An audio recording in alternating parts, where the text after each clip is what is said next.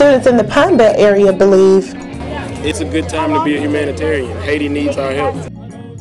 A benefit concert featuring the band Smash is one way students put their heads together for a greater cause. Students donating clothes and money, buying t-shirts and refreshments contributes to the fundraising, and for some, helping out holds an even greater importance. I actually have family that is in Haiti right now, and they were directly affected, which, this really made me want to do something.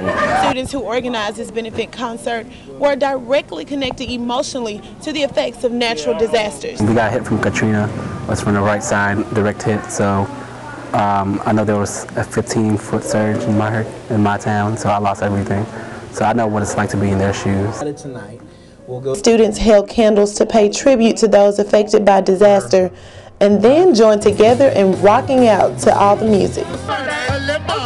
The purpose of this concert was definitely served. I want to give back to them what people give them to me.